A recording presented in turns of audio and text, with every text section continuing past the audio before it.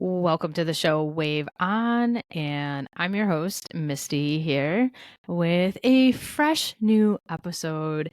And in perfect timing for this one to air, I feel like I have a special guest and with someone that I have known for a while within the yoga uh, field and with classes and teaching and such.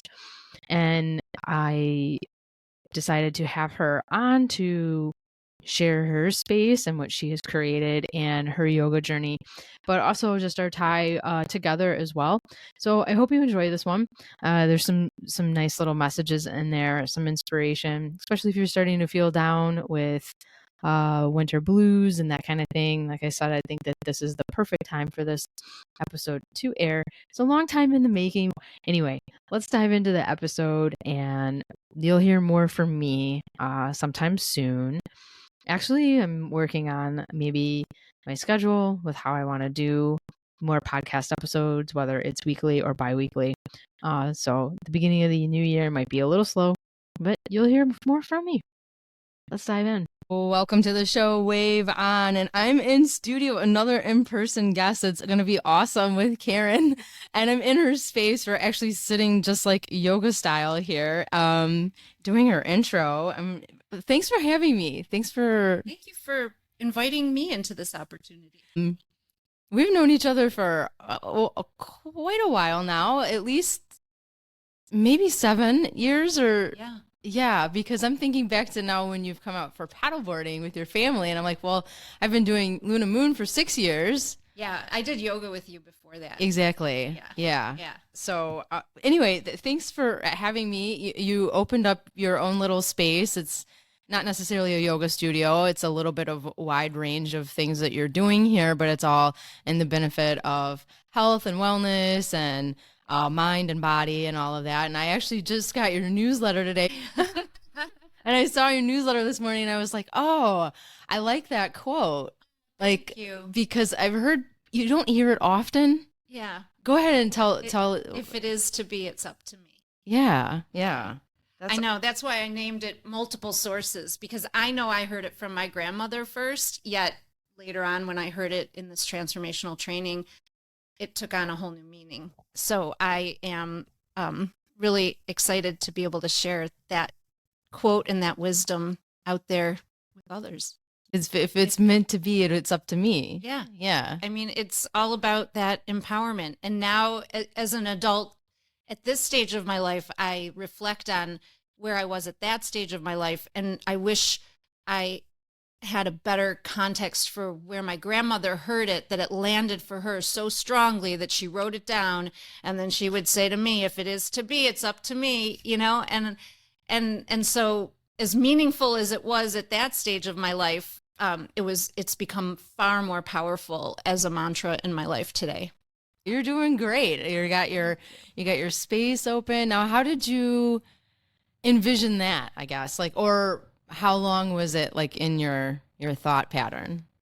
I don't know how long it was in my thought pattern. It's probably been a seed that's been in its gestation for a while. This vision of bringing together our mental health with our physical health and overall well-being. And because the scope of my practice is in the arena of older adults and aging, and I, as an aging person myself, who also enjoys keeping myself well and nourished, my vision has been to incorporate both the mental health component and the physical component and have it be open and inviting as an approachable space for everyone. And so that's what I've created. Very cool. I love it. I love it. It's not even that far from me, and like just drive down the road. Yeah. The feedback, I'm so grateful. The feedback has been really positive because I have clients that I see for mental health counseling, whatever that might look like for them, whatever they come to the table with, and being able to additionally offer a space that they can find themselves landing among like-minded peers, other people at this similar age and stage of life where if you're open to walking into a space, the chances are you're going to meet someone who's walking a similar path. And that's what I've created here, hopefully, for people to come in and connect with others, that lifts them up and reminds them that they are in good company. They're not alone on this journey. Nice. Very good. Yeah. And you teach yoga. Yes. You do. Well, I thought I'd be teaching more. However, it turns out I'm doing more of the clinical side of things, which I love, and that fuels me. And teaching yoga fuels me. And I do intend to incorporate it somewhere in my schedule. Right now, I am very grateful to be among other teachers, practitioners in the community, such as yourself. Mm-hmm. As someone who practiced yoga in this community for so many years, I am so grateful to now be able to say, hey, would you like to come lead class in my space? And in this community of yogis, people are open to that, and I love it. Yeah. Yeah, awesome. I love it. Yeah, I hope to do something as well. I just figure something out as far as whether, no. Well, it would be a throwback and an honor for me, because I learned, I mean, one of my first experiences with paddleboarding was in a space, not on water, where we inflated the the stuff, and then put the we did it all on land. And it was an introduction for me, and that would be so awesome to host that here and let people in a dry, safe environment feel what it could feel like on the water. Right. Yeah. It's it's a different type of workout, or experience. It's they get inflated these discs so that they mimic the water feeling. And it's very unique. It's it's some people might think, what are we doing? But I get the same when I say we're going to put them in the pool too. Oh, yeah. So yes, there are some little things going on in the wintertime. But yeah, that would be super fun. It wakes up a whole new set of muscles you didn't even know are there once you're like trying to establish your groundedness on water. Yes, right. Water. Right. Yeah. I remember, you participated in the land thing, and then also the pool. I did do the pool. You were at the pool. And that was another pool, like mini. Yes. I feel like this is mini years. I know. It's like, oh, Misty's teaching. I want to try that. Yeah, I know. I appreciate you. You also, like, the other cool part I have to say is when I did start putting you guys like in the lake, and she brings her whole family, like and they were little then, or much younger. It goes by fast. Yes. And which I'm sure you agree, because a couple of them now are married, and I'm like, no, and you brought them out. You brought them out this summer, but they were still like playing the games and jumping off the boards, which they did all the time. It was so much fun back then, like when they were really small and they were playing, or they had I don't know if it was a football, a tennis ball, and they were playing around, and they're jumping off the boards. They're still having fun as they're running away to the car even after. I'll never forget that. That was so. But then they, like I said, they came out this summer and they were kind of doing the same thing all over again. It's been the most empowering. I swear, it's funny that it circles right back to that quote. If it is to be, it's up to me. And I am proud of myself that I am, and I'm grateful to you as a teacher and a friend, that I could feel comfortable putting myself out there in a situation that could have been really intimidating, and was intimidating, frankly. I mean, no one wants to fall, let alone in the water, on the lake, you know what I mean? And you offer a sense of comfort and confidence that empowered me to take on that challenge, and then love it, because you get to experience the lake in a whole new way, and a sunset and everything. And introducing that to my kids, what a gift. Mm-hmm. What a gift. I mean, really, thank you. Oh, no. Yeah.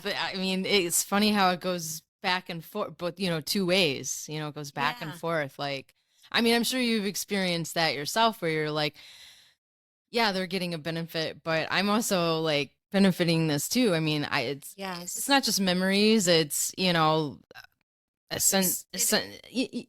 I mean? Like it's a lot of things. It's so hard. Becoming tradition, Misty. It's like, oh, it's June. When are we paddleboarding with Misty? Nice. Grab the whole crew. Yeah, right. The football and everything. Yeah. I love it though. Yeah. But yeah, I mean, but yeah, it's such a like, when I walk away, I'm like, wow, that was so cool. Like just, but then certain people or certain events, I guess, I even talk about like later. Hmm. Whoever comes out, I say, oh, well, there's this, lady or family or what, Yeah. and I guess it's just the storytelling of it for me. It's not just the experience alone. Right. It's Right. everything. So yeah, I guess I love what I do. Which is evident and so amazing because it's profoundly impacted my life in a positive way to be connected to you, to be able to create these memories. And it really, I mean, my birthday's in June, so it has worked out the last couple few years, to say. Yeah. And I mean, if that is something that my family and I can look forward to together, I mean, it's a great way to mark the season, and we would be doing it more often. Now it's like herding cats to get everybody together. Yet when we do, it is so worth it. And, to see the playfulness, to experience that joy, and to witness this, this time together and be present to it is a gift that we all walk away with forever. So I thank you. Oh, well, thank Yeah. you. I appreciate I appreciate it. But I mean, you must experience that, or maybe you will more now, but that you have your own space and more people coming in the door, whether they are offering their own, specialty or Yeah. your own, Yes. So I mean, yeah, hopefully, you're starting to see that, and that Yes. it would continue to keep growing like that. Yeah. I mean, I love seeing healthy, active agers, and that can be defined in different ways Hmm. because health and aging is unique to all of us. But I love that this space can accommodate people in a way that is quiet and calm, because it's not a studio and it's a space of quietude and mental health and well-being. The feedback I've gotten is that people really love the intimacy of the space, that they're walking into a room where there's going to be a few other people, yet it's likely not going to be 40 to 50 people in a room, not even 20 to 30. And it creates the opportunity for connection in a way that is meaningful for people. And I am so grateful that that's been coming to life here and growing organically. And I definitely look forward to increasing the offerings such that we are offering accommodations or adaptations of the practice and other ways to practice well-being that maybe aren't yoga. They might be Tai Chi, they might be courses on nutrition or supplement, whatever that looks like. Yet the space is here to be used in that multifunctional way such that the most people can benefit from it. Hmm. Yeah. That's awesome. Yeah, Yeah. very, very well-rounded Yeah. place. How has it been for you? I guess since we're both are like entrepreneurial, and on the show I've had multiple entrepreneurial, whether it's yoga or something else, and I always like to ask just one question. I guess that's particular to the business. I mean, have you found it hard to have like an actual door versus move around a lot, being more mobile?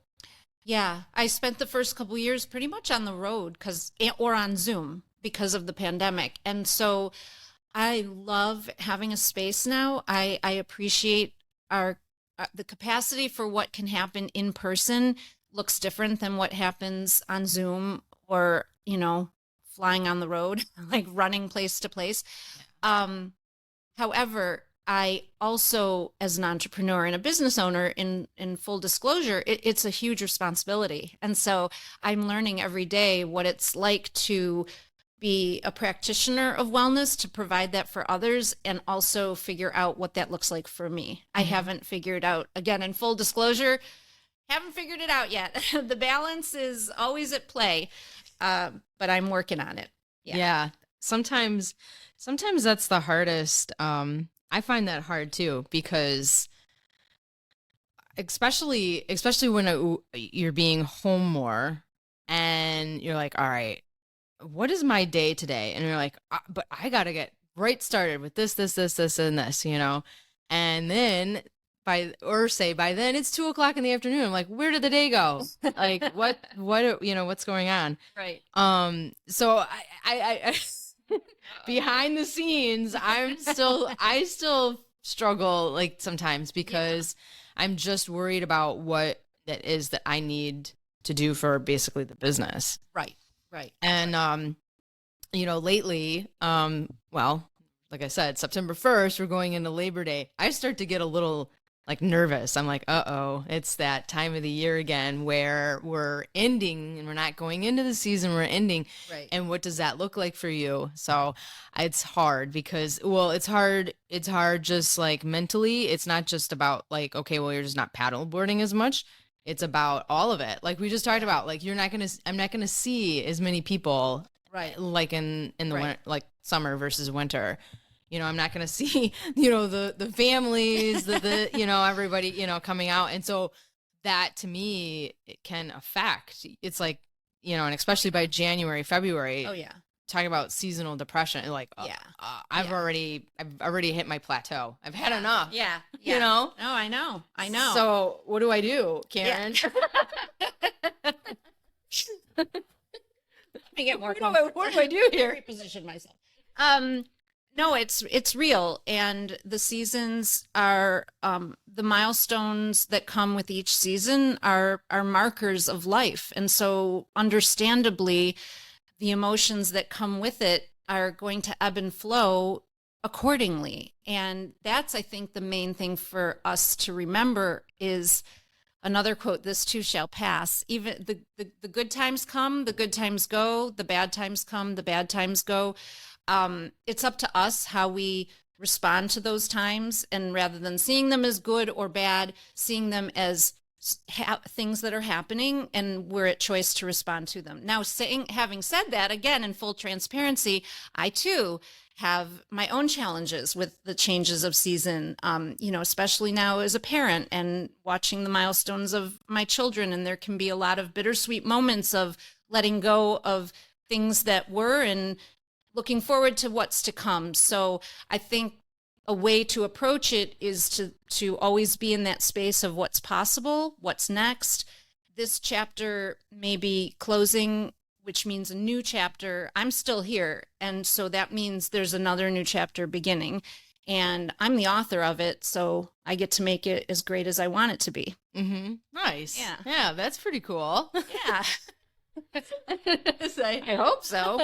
No. It's easier said than done. And I always tell my clients, I would never ask anyone to do anything or try anything that I'm not willing to try myself. So if I say I know something is lofty, that I'm asking someone to take on a thought or reframe a narrative that would support them better than the one that they're operating in right now. And the look I might get is like, well, how do I do that? Mm-hmm.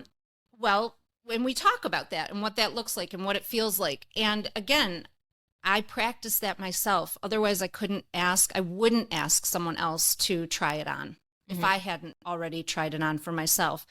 And for all of us, it's going to look different. It's going to come with a different ease or challenge for each of us based on our own hardwiring. Nice. Have you had, I guess, talk about a challenge, when people are in front of you and like you said, with this sort of like, what look like, yeah. I guess pushback, like from maybe one individual, I don't know, maybe, do you have groups too? Like where you have groups in front of you as well? Yes. Okay. Like a family or? Yes. Okay. Yes. And I think that in those moments, there's great opportunity for new, for certain patterns to be interrupted and new patterns to be created in terms of communication and dialogue and interpretation. I mean, it happens all the time in communication that we say something, it's interpreted a certain way and responded to. The interpretation is responded to, not necessarily the words that we intended in the message that we were conveying. It's what we've conveyed has been received in a way that maybe we didn't intend it. And when I can be in the space of a family where there can be that opening to see a new perspective and to offer it in a way that's neutral and not charged with all the energy that typically comes with family dynamics, it can produce a new outcome that works better for everybody, you know? So yeah, that it's all facilitating those conversations in a way that is safe, where people can show up to the vulnerability without feeling overwhelmed by it, and finding the courage and the strength to move through that conversation to get to the other side of it, where they can feel empowered and have a new way of being in relationship with this person that they love. Right. And you're setting up basically tools for them. You're providing like almost like a workbook, or I'm assuming, right? Like, Yeah. or an analogy, a way to put it, like for them to go home and feel confident, comfortable, you know, all the things to be able to move like in their space. If there's Yeah. something challenging for them, then Right. I mean, because people we're pretty culturally wired to want a quick fix. And what I often remind people is that we don't come into the situations we're in quickly, and we don't necessarily get out of them quickly. It's a process. And so we get to use the tools in our toolbox to work that process. And I really feel very humbled and grateful to have had the academic knowledge that I received in getting my degrees, so that I can, yes, reference cognitive behavioral therapy, which incorporates our thinking. It's how we think about things, and how we use our muscles of the brain to rethink or change the way we think. Yet, as a yoga practitioner, mindfulness has been a game changer for me personally, and using the tools of breath work and mindfulness and some of the philosophies that I've learned through my yoga practice, I have found there to be a very beautiful intersection of those philosophies and skills that has really enabled me to support clients in a really positive way.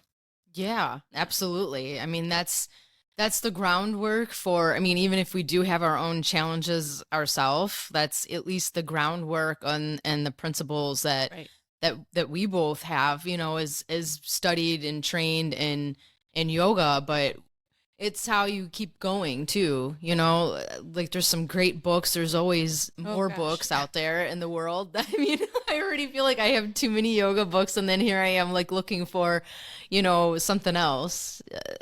Right there with you. Yeah. Yeah. I mean, even in paddleboarding, right? It's like, you know, I'm like, oh, there's got to be one out there, something about like launch spots, you know, like locally. I have one for hiking. There's got to be something for, Right. but I'm sure it's probably kayaking, but that's okay. I know what they mean. Me, the takeaway, and I've absolutely learned this through yoga, is, and so paddleboarding is a perfect example too, that it's not, this is another quote, you know, it's not about the destination, it's about the journey. So Sure, as a newer yoga practitioner, or anyone who's new at anything, really, we're thinking, oh, we got to get to be this, you know, so tree pose or whatever the pose is. I got to get there. I got to perfect it. I got to master it. And so that leaves a lot of space for harsh self-criticism and judgment that can be very depleting. And I have learned it's just not about that. And it's a lesson for life, you know, and with mental health too. In therapy, you've shown up for the conversation. Already you've shown courage. You've shown up on your mat. You've shown courage. You've shown up on the paddleboard. You came to the lake, you know. You've shown courage that there's an openness, a willingness to experience something that is otherwise unknown to you. And that takes tremendous strength. And so I think that for me, the takeaway is showing up is the first thing, and being open to whatever outcomes happen in a way that keeps you open to seeing what's possible in the revelations that come on the journey, rather than judging everything based on the destination. Because at the end of the day, what you learn is mostly going to be during the journey to get wherever you're going. Yeah. Yeah.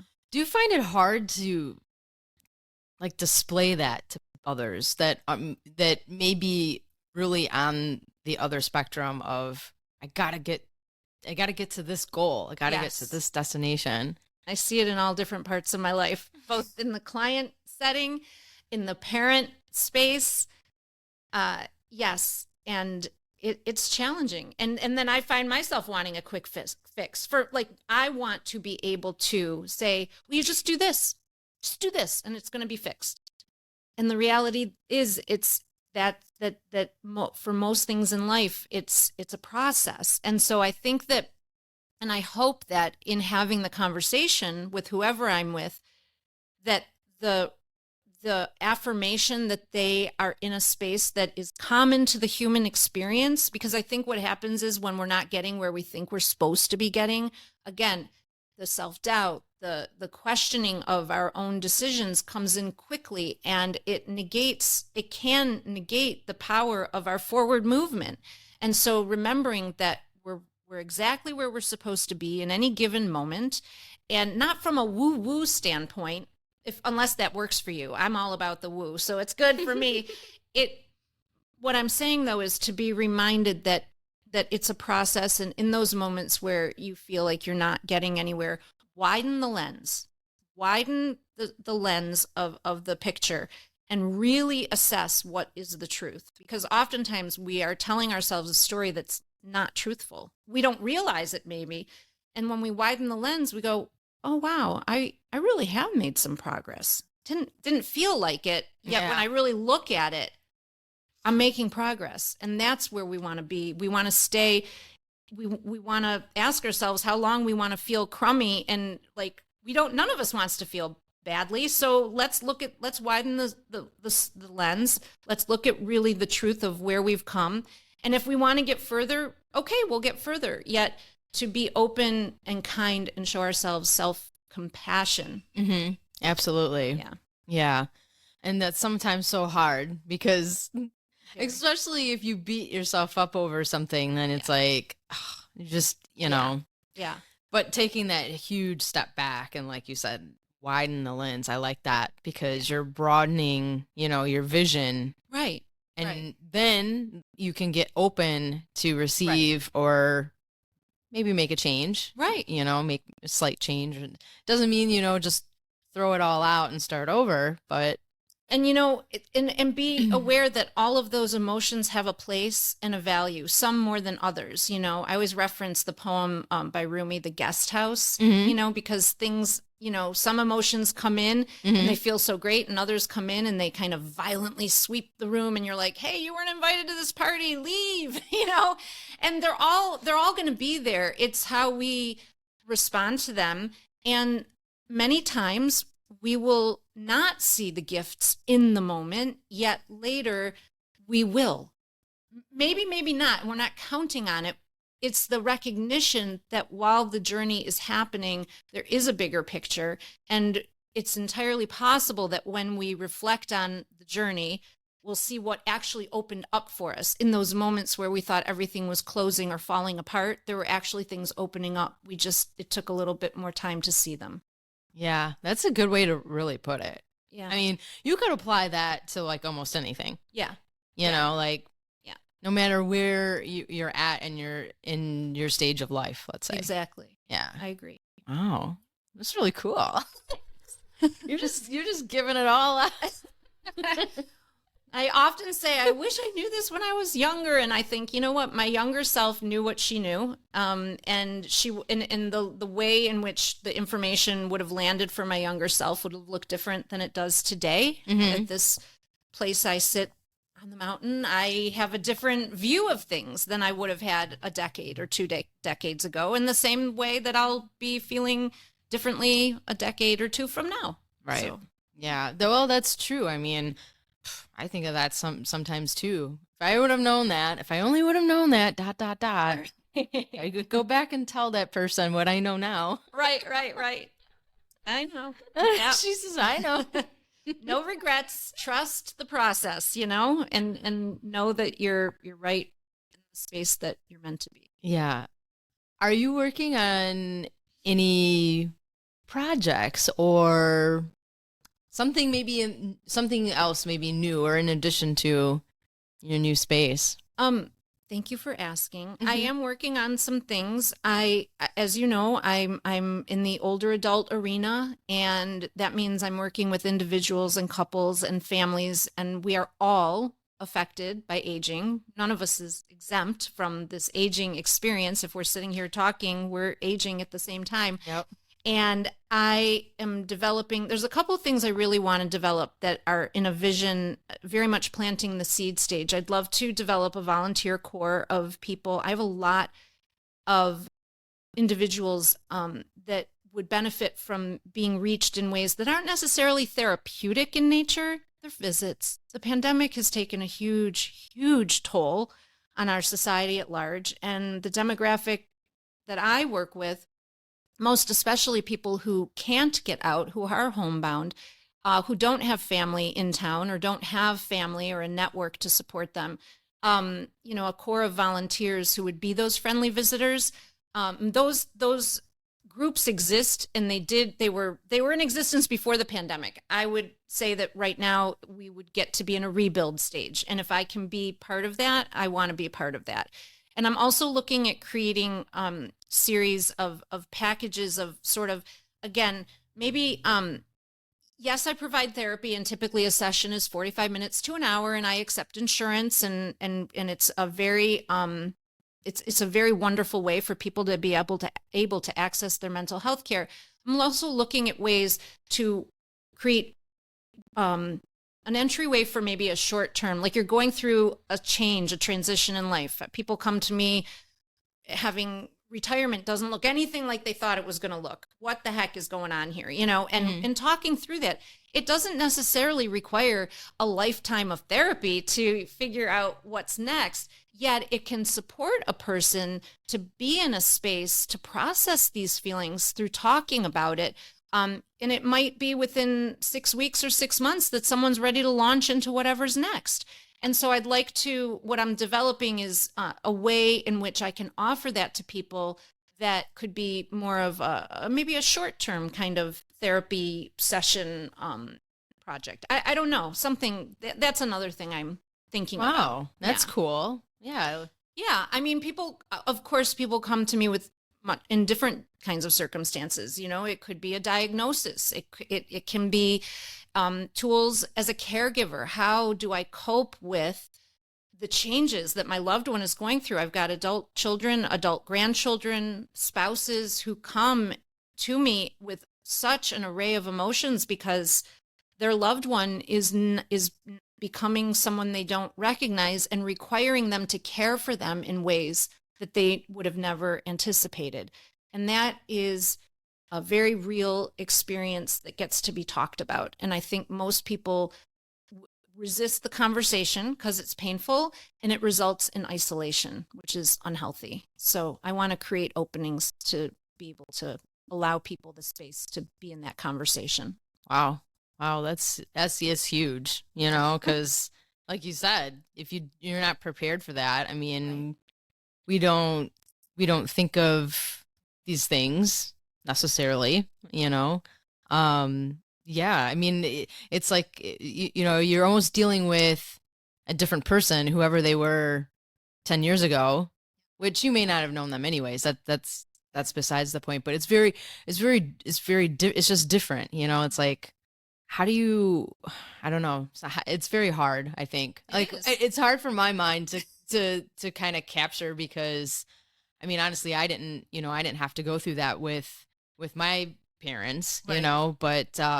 but losing them very fast, Right. wasn't, prepared for either. Right. So Right. it's different. Right. They're And all like different scenarios, I guess. exactly. And you're speaking to the reality of what is life and death and grief. And grief looks a lot of different ways. And when someone has, let's say, dementia, it's a very ambiguous loss Hmm. because it's the person who's enduring it as a caregiver is experiencing loss. I say they're experiencing loss in real time. The person is going away from them.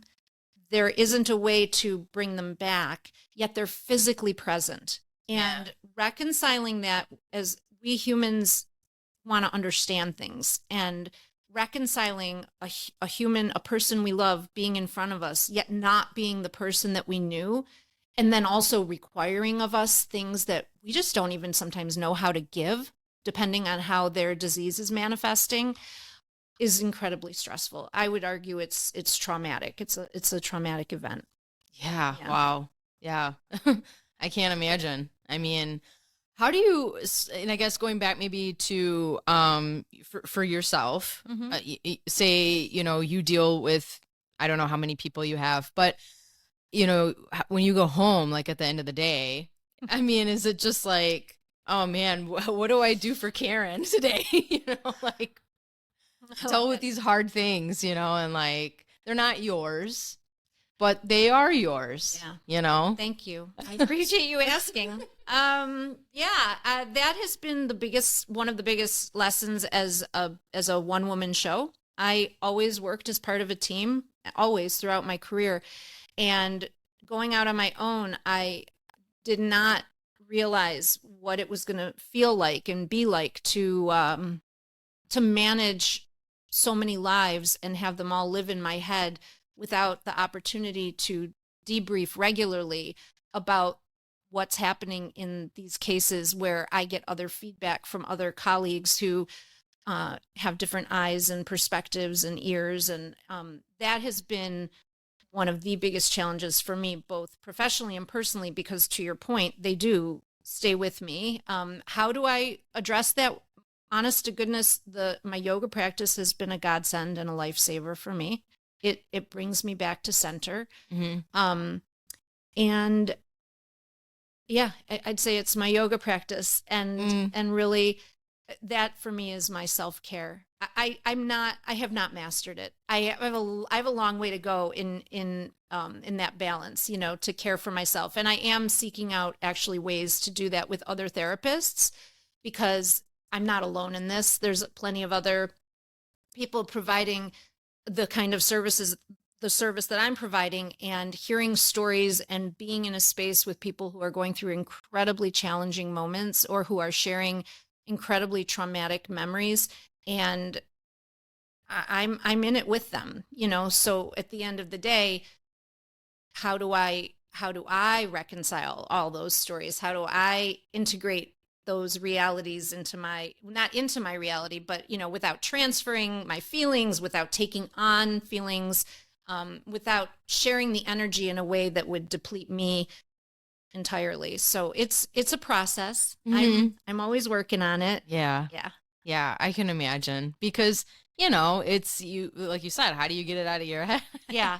Yoga, breathing, meditation, all practices. Again, being open to those new opportunities. I'm even looking into, I learned how to quill. I don't know if you ever heard of quilling. It's like, I don't know. Tell me about it. I took paper and I made art out of paper. And honestly, Misty, just being able to think about the colors and the paper and using my hands in a tactile way, like that, I believe is another way for me to get out of my own head. Mm-hmm. And so I've never considered myself an artistic person per se. So sometimes, depending on what the nature of the project is, it's going to either support me or deplete me further. Yeah. But I like that there are opportunities to be among other people, to talk about something unrelated to anything else except the project that's in front of me. So like I saw there's a weaving class, and I learned how to quill. I'm trying to incorporate more of that into my life, because it is a way for me to decompress. Mm-hmm. And I think it's healthy to definitely do those things. Yeah, that's a good way to put it, because I would agree with learning something new, maybe doing something with your hands. Yeah. I mean, obviously yoga is always going to be, my suggestion, even though sometimes you come across someone who's like, oh, I don't do that. And you're like, well, it's movement. You should a little. I know. I like to say that it's movement. I feel like it breaks up the energy, it changes the energy. So regardless of what the movement is, it doesn't necessarily have to be a class in a space. It can be standing in your own house and taking in deep breaths and lifting your hands above your head, and then, bringing them back down and setting a moment of intention for yourself, that and giving yourself attention. That's the self-compassion. And those are the moments that can help you come back to center and regroup. Absolutely. Yeah, definitely. I mean, I even promote a little, I know maybe a little crazy, maybe not though. Coloring books. I love coloring. Thank you. Someone gave me, I was gifted a coloring book a few years ago. It's a life changer. I love coloring. I do. Oh my as gosh. an adult. So Good, thank good. you for Okay, saying that. I good. didn't Because even think you know what? I had these little pages, of it. and I thought to myself, like I should give myself more things to do, really, because I can't seem to stop giving myself a to-do list. But whether they were paddle boards, like doing their own funky like page, because really, I mean, I was trained, in art school, but it doesn't have to be, a certain thing. You don't have to color it. Right? Yeah, you just not, do it. Right. But then I also feel like there's just something like about your hand and just getting like a little, I don't know if I want to call it aggression, but something out on paper. You know what I mean? Like just a little steam, like, a little pressure on the paper, and it's like, okay. Yes. And then I'm seeing some cool colors, and just, my imagination is turned on, Yes. And that's for me meditative in and of itself. Like that, like watching how the color forms or mixing colors. If I typically colored pencils, sometimes crayons, I love to see that color come to life. And in this age of screens and technology, I do think it takes on a whole new meaning to use our hands and be tactile. I recently bought a deck of cards to remind myself how I used to play solitaire as a kid. Oh, I love with a that deck game. of cards. I love that game. It's like, I want to feel. I don't want to click and look and click and look. I want to feel. And absolutely. And it was really cool. So I think that tactile, any kind of movement, anything that's going to take the energy and allow it to circulate to different places rather than being sedentary in our spot, which tends to lead to not good things. Not good things. It's okay to sit and relax. Absolutely. Sure. I'm all for that. Take a nap, have a great sleep in, and then get up. And what's next? Yeah. And what do we got going?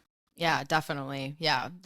What saved our one of the earlier nights in our retreat last month was a deck of Uno. Oh, see? It started raining, or a big storm cloud came through, and we finished dinner, and it was like, well, what can we do? Like, okay, I have a deck of cards. Isn't that awesome? I've never played Uno, she says. I'm like, really? I'm like, well, let me tell you about this little game. That is great. Yeah, something so simple and exactly didn't take much room to pack, a little deck of cards. So exactly. Yeah, very, very cool. Oh my gosh. Well, do you have another thing that you would want to share? I'm so like you've asked all the questions. I'm so. But you gave some really great little nuggets of like pieces to think about, which is awesome. I appreciate it. Do you want to share plug your website, your social, your place, your. Well, I'm Karen Faith, LLC. That's my first and middle name. I didn't make it up. Sometimes people say, how'd you come up with that name? Well, I didn't. My mom and dad did. Thank you so much. Karen Faith, LLC. And I'm developing this space under the name of Elements every day. Every day, I want this space to be a connecting point for someone to be in touch with an element of their life that enriches them in some way. So that branding hasn't quite taken off. I'm not sure what it'll look like. If you find me through Karen Faith, LLC, you'll find everything I'm up to. So that works for me. Good. I'm glad. Yeah. And you shared your awesome quote for today. I was going to ask you, okay, one more quote, but if it is to be, it's up to me. That's right. My grandma, and then later that training, and that quote is universal for everyone. Yeah. Awesome. Well, thank you. Thanks for, doing this with me and inviting me over and sharing your message. So I really appreciate it. Thank you, Misty. Oh, I thank appreciate you. you. All right. Thanks for all the memories.